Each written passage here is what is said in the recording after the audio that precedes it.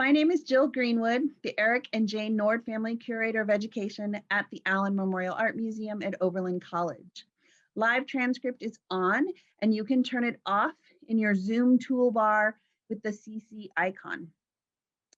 Welcome really to this very special edition of the Allen Online Series, where one of Oberlin's students presents a paper on their research related to the museum's collection, known as the AMAM Student Paper Award. It is my great honor to introduce the recipient of the 2021 award, Madi Goetzke, a fourth-year art history major and philosophy minor honors student. Now, please sit back, get comfortable, because I have a slightly longer than usual introduction for someone I admire and who is destined to change the world through her scholarship, dedication, and commitment to social justice. After a high school museum experience left Madi wondering how museums can become more equitable tools for community engagement, Madi came to Oberlin as a self-supporting first-generation student with a passion for increasing access to the visual arts through museum education. And that's how I met Madi. As a first year, she enrolled in a course I teach over the winter term called Practicum in Museum Education, where she distinguished herself as a conscientious, responsible, and insightful student with an infectious curiosity about the world around her. When she studied abroad in Senegal, for example, she sent wonderful updates of her discoveries and shared stories about the beautiful people she met in Africa. Since the practicum, Madi has volunteered as a docent and a student assistant in the education office. In addition to leading numerous tours, she has developed educational materials for K-12 students to improve visual literacy. Madi is also a Bonner Scholar, serving as the outreach coordinator to facilitate and build community among the Bonner cohorts and across the Oberlin community. She has also volunteered or worked in numerous capacities at Oberlin as an RA, in the President's Office, at Oberlin Community Services, at WOBC, to name a few.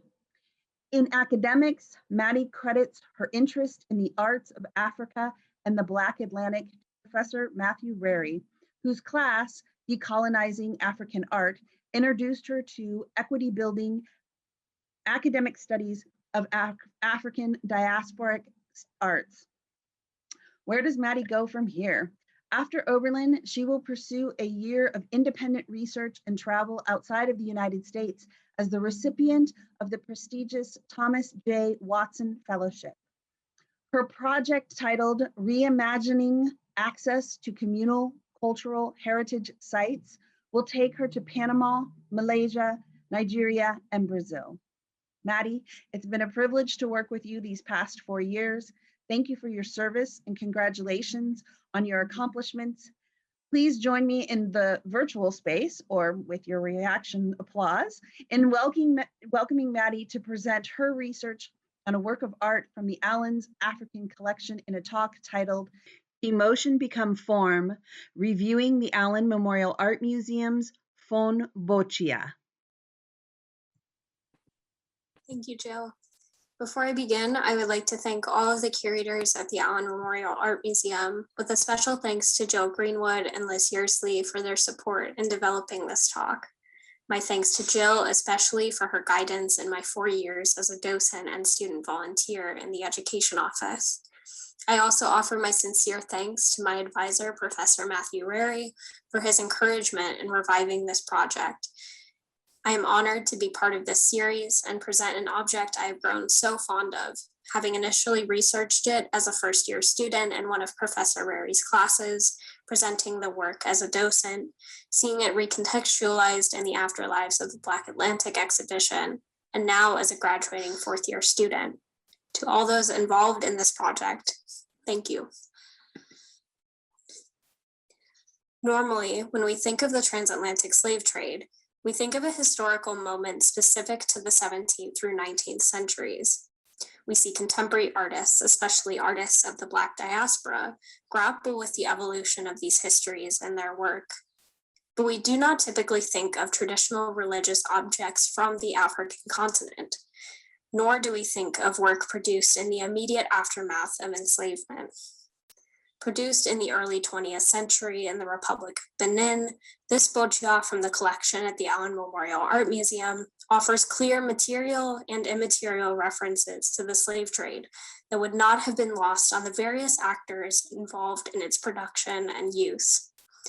In my talk, I will introduce the geographic and cultural context of this object's production, examine the Allen bochia's material meanings as part of the class of objects known as bochia, and situate these elements within the appropriate local and global histories they reference. From this bochia's complicated history and uncertain categorization, we may come to an understanding that religious objects in Africa are symptomatic and representative of modern reckoning with the afterlives of the Black Atlantic histories. So what are bochia? I will begin with some critical background information on the category of objects known as bochia more broadly, and this way we can grasp how multi-layered this genre of African artistic tradition truly is. Throughout my talk, I will make repeated reference to essentially the sole publication on bochia, Suzanne Preston Blier's landmark 1995 publication, African Vodun, Art, Psychology, and Power. Blier explains that the word bochia is a combination of two meaningful terms, bo and chia. The former, bo, is a more general non-figural entity, or as her colleague Gabin Jumasse explains, a power, quote, a combination of one or more elements that are brought together to perform a specific task, or multiple tasks, unquote. The latter, chia, is a so-called corpse where powers coalesce to perform tasks. Put together, bochia more literally means empowered cadaver. So on the left, we have an example of a bo, and on the left is the AMAM bochia. So bochia creation and use are especially driven by frustration from a difficult experience. Enlivened by the religious practice of Vodun and the spirits which empower them, bochia can complete any number of tasks from curing illness to wishing ill on another person. As both a singular and plural term, Vodun refers to a West African tradition as well as the spirits part of the tradition. The particular Vodun and animating a given bochia are evinced by symbolic materials to a base figure. We will return to the specifics of the Allen bochia's Vodun shortly. Bochia are used by a number of cultural groups in Benin and Togo, most notably the Fon, formerly known as the Ayuso, of the southern region of the Republic of Benin, from whom this particular bochia came. However, being part of Vodun tradition, bochia are found in any number of Black diaspora communities in the Atlantic world that practice the religion. Dahomey, an expansionist kingdom formalized in the 17th century, preceded the development of the Republic of Benin. As such, it is important to understand Benin's rich history as well as that of its predecessor. Before French colonization in 1894, the kingdom of Dahomey's violent formative period led it to prosper in large part from its participation in the transatlantic slave trade.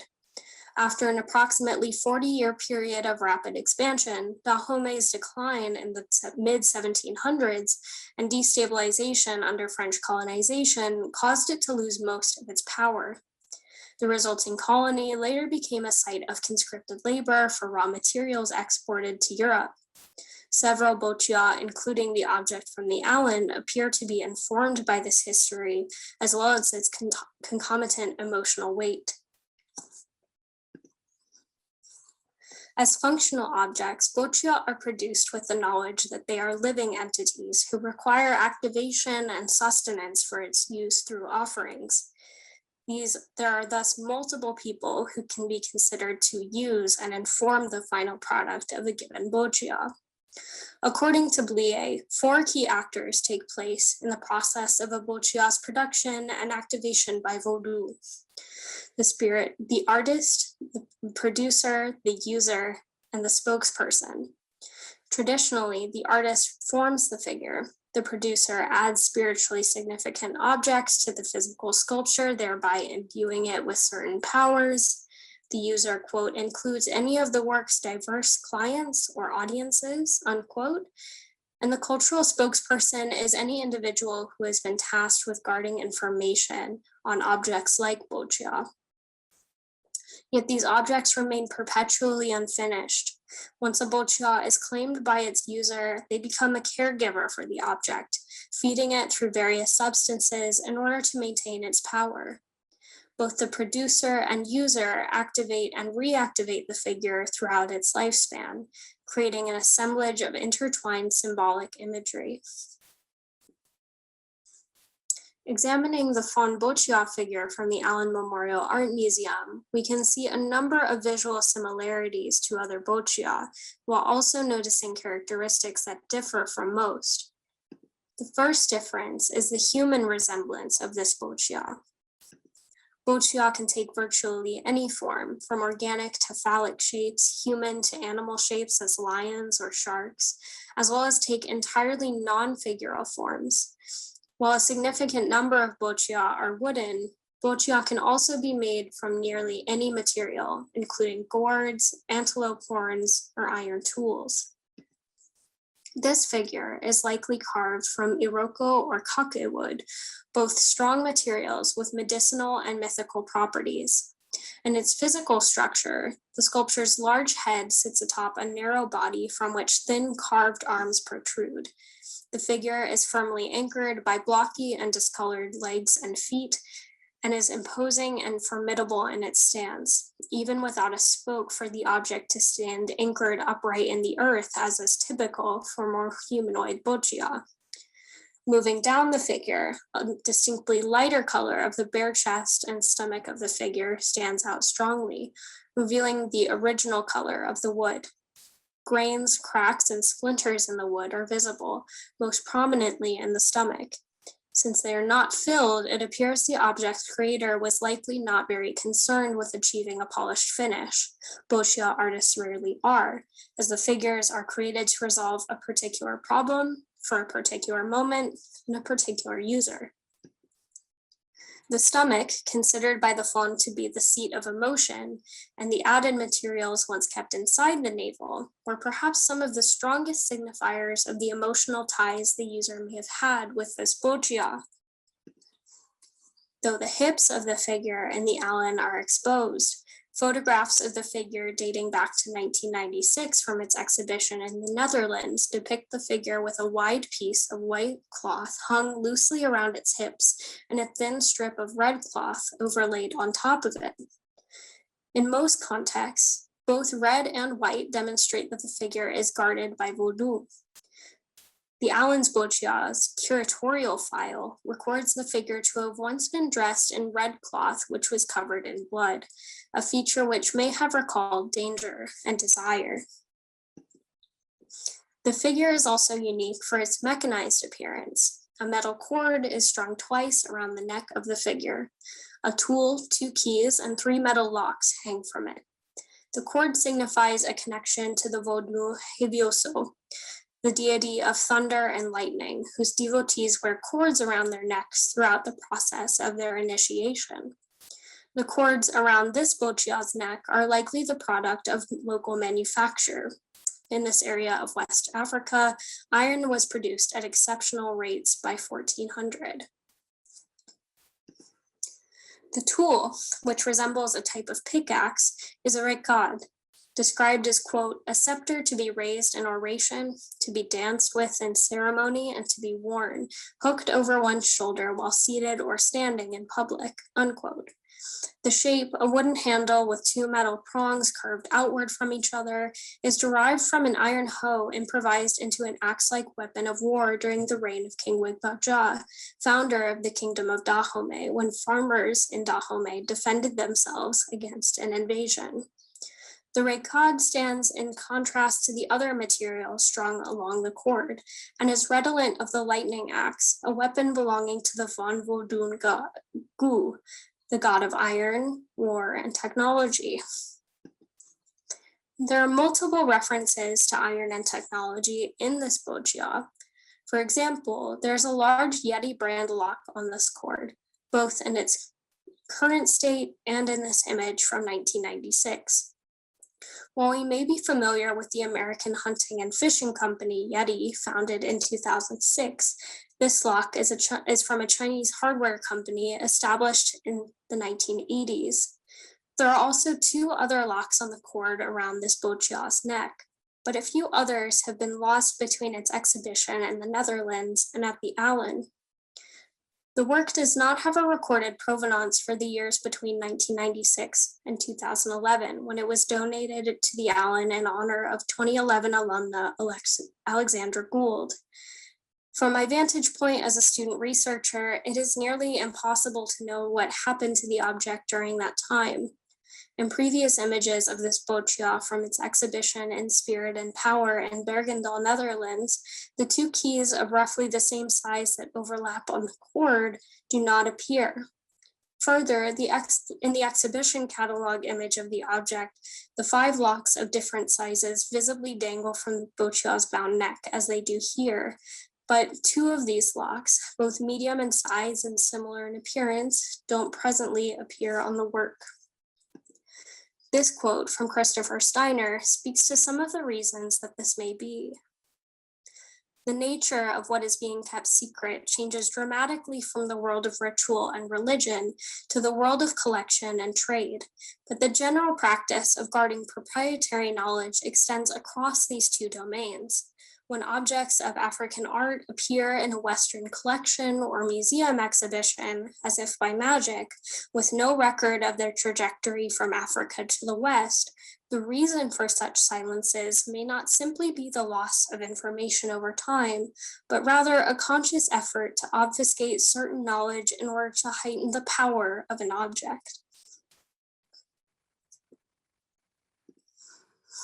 Returning to fabric, in the Allen's Bocia, a piece of red cloth is stuck to the back of the figure's head. The fontanelle, the soft spot on an infant's head between the bones and the skull that join over time, was formerly believed by the Fon to have been the hole through which an infant ate in the womb. The head of this Bocia is topped by an indent in the fontanelle, indicating a possible connection with birth. The face of this Bocia is large and pronounced, and its eyes are formed by inset cowrie shells which have been attached horizontally. The figure's emotional expression reads strongly of fear or anger, emphasized by clenched cowrie shell eyelids and the 13 carved lines which flank the mouth. Blier adds that the open mouth may indicate uncontrollable anger or rage. The open mouth may similarly signal speech, or a reaction or response to a particular event. As a whole, this object is said to represent confinement or imprisonment for use of padlocks or pins, which may reflect the signs of enslavement evident in its formal elements.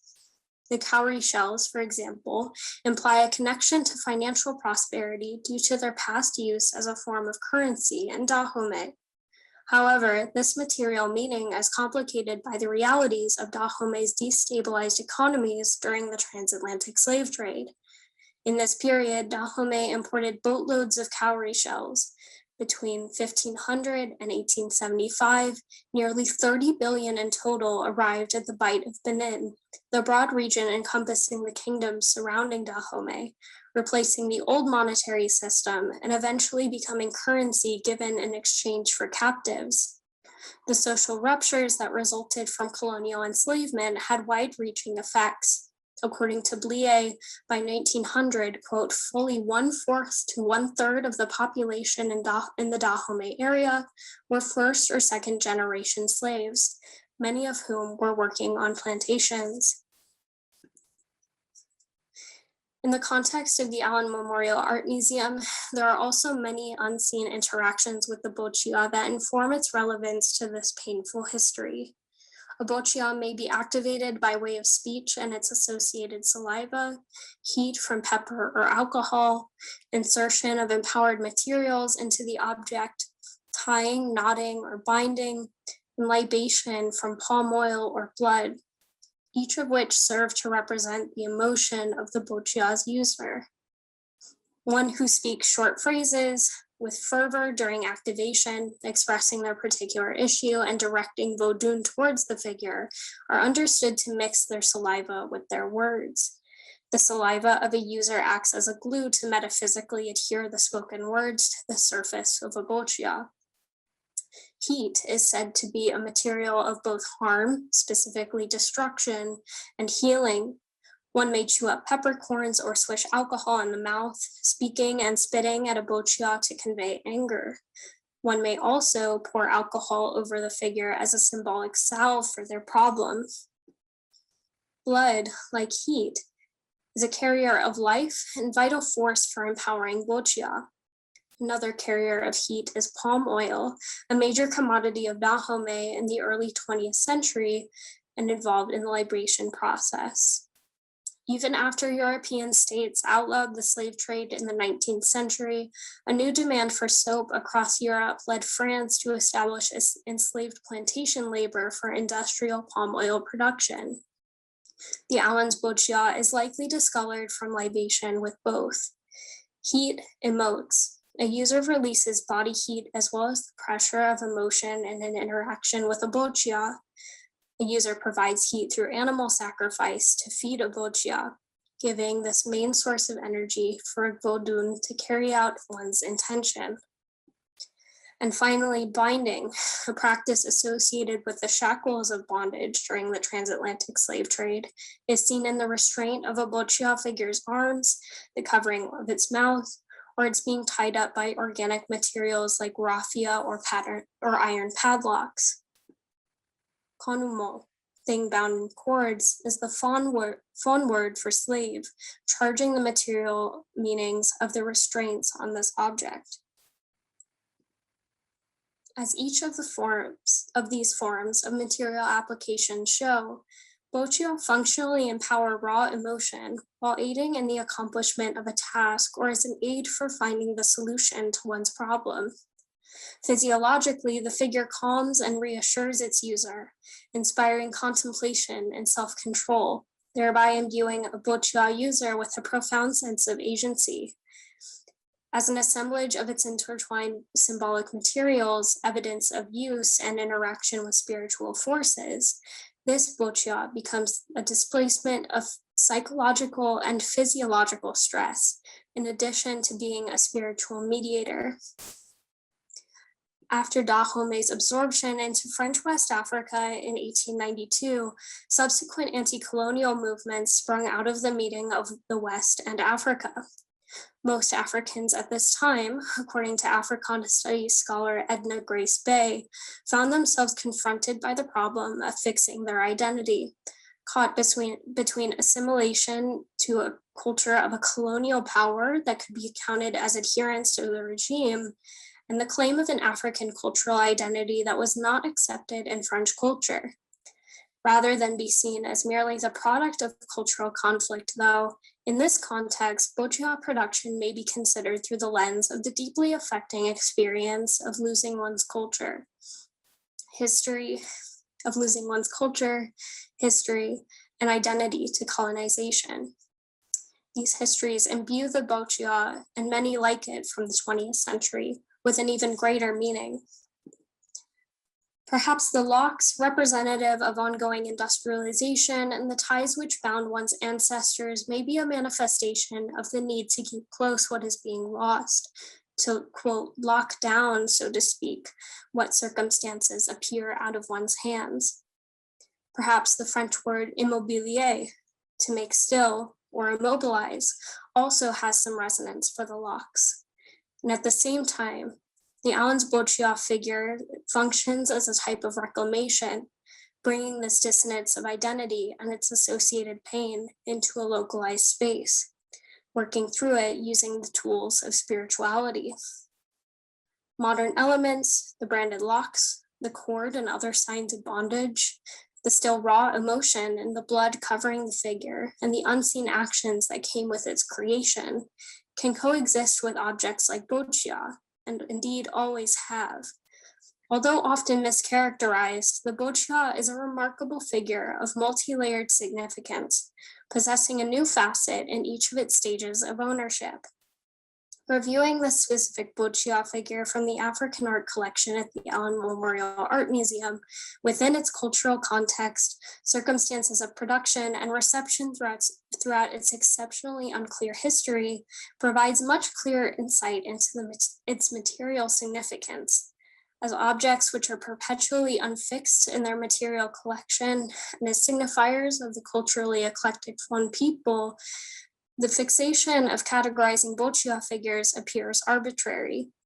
Broadly generalizing about which facet of the work is the most significant is a judgment which is absent from the creation or empowerment phases of Bocio production. Rather, understanding this figure as a fixture of a living Black Atlantic religion, a living culture and tradition, keeps the emotion, not just the form, alive. Thank you very much. These are my sources. And here are my final acknowledgements. Thank you for listening.